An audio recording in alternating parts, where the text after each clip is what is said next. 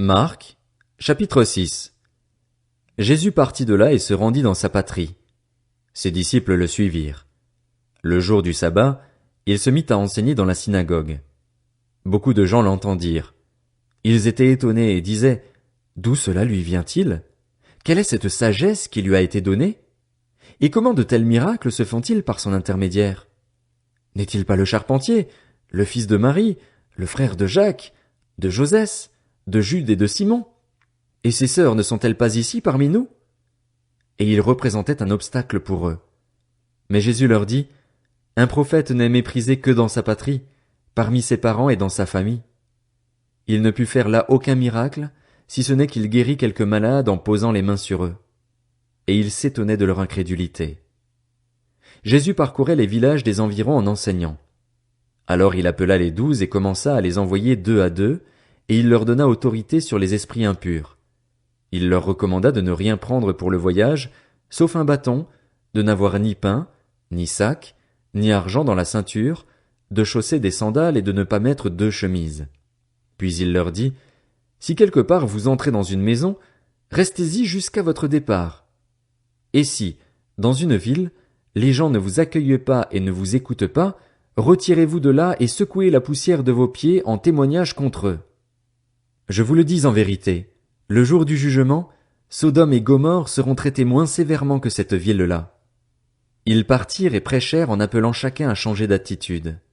Ils chassaient beaucoup de démons, appliquaient de l'huile à beaucoup de malades et les guérissaient. Le roi Hérode entendit parler de Jésus, car son nom était devenu célèbre. Il disait: Jean-Baptiste est ressuscité, et c'est pour cela qu'il a le pouvoir de faire des miracles. D'autres disaient: C'est Élie. Et d'autres disaient: C'est un prophète, comme l'un de nos prophètes. Mais Hérode, en apprenant cela, disait: Ce Jean que j'ai fait décapiter, c'est lui, il est ressuscité. En effet, Hérode lui-même avait fait arrêter Jean et l'avait fait enchaîner en prison à cause d'Hérodiade, la femme de son frère Philippe, qu'il avait épousée, car Jean lui disait: Il ne t'est pas permis d'avoir pour femme l'épouse de ton frère. Furieuse contre Jean, Hérodiade voulait le faire mourir, mais elle ne le pouvait pas, car Hérode redoutait Jean, sachant que c'était un homme juste et saint, et il le protégeait. Après l'avoir entendu, il était souvent perplexe, et c'était avec plaisir qu'il l'écoutait. Cependant, un jour propice arriva lorsqu'Hérode, pour son anniversaire, donna un festin assez grand aux chefs militaires et aux personnalités de la Galilée.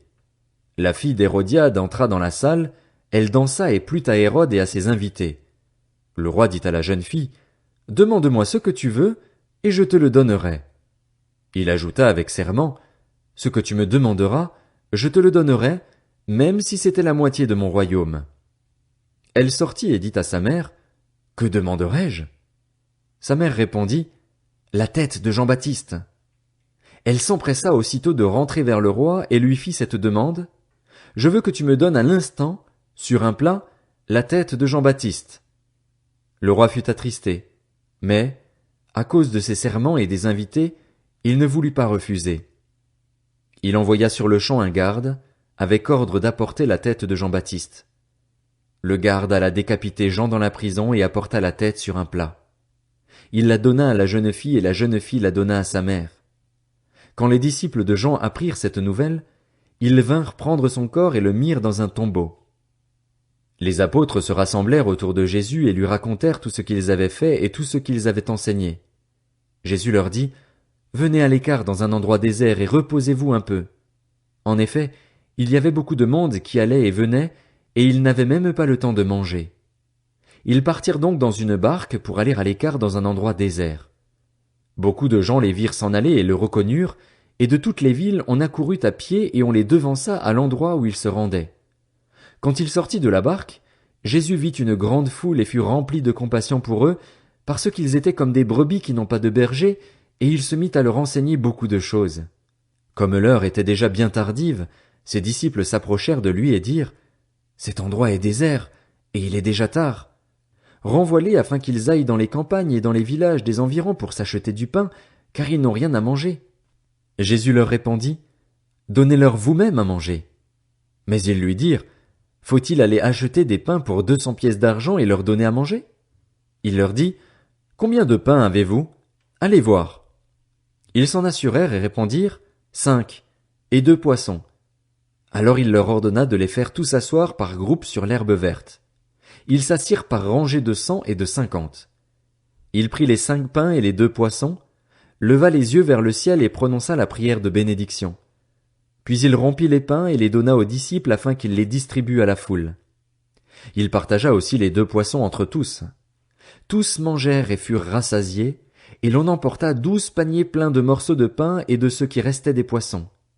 Ceux qui avaient mangé les pains étaient au nombre de 5000 hommes. Aussitôt après, il obligea ses disciples à monter dans la barque et à le précéder sur l'autre rive, vers Bethsaïda, pendant que lui-même renverrait la foule. Quand il l'eut renvoyé, il s'en alla sur la montagne pour prier. Le soir venu, la barque était au milieu du lac et Jésus était seul à terre. Il vit qu'ils avaient beaucoup de peine à ramer, car le vent leur était contraire. Vers la fin de la nuit, il alla vers eux en marchant sur le lac, et il voulait les dépasser. Quand ils le virent marcher sur le lac, ils crurent que c'était un fantôme et ils poussèrent des cris, car ils le voyaient tous et ils étaient affolés. Jésus leur parla aussitôt et leur dit, « Rassurez-vous, c'est moi, n'ayez pas peur. » Puis il monta près d'eux dans la barque, et le vent tomba. Ils étaient en eux-mêmes extrêmement stupéfaits et étonnés, car ils n'avaient pas compris le miracle des pains, parce que leur cœur était endurci. Après avoir traversé le lac, ils arrivèrent dans la région de Génézareth et y abordèrent. Dès qu'ils furent sortis de la barque, les gens reconnurent Jésus et parcoururent tous les environs. Ils se mirent à apporter les malades sur des brancards là où ils apprenaient sa présence. Partout où il arrivait, dans les villages, dans les villes ou dans les campagnes, on mettait les malades sur les places publiques et on le suppliait de leur permettre seulement de toucher le bord de son vêtement. Tous ceux qui le touchaient étaient guéris.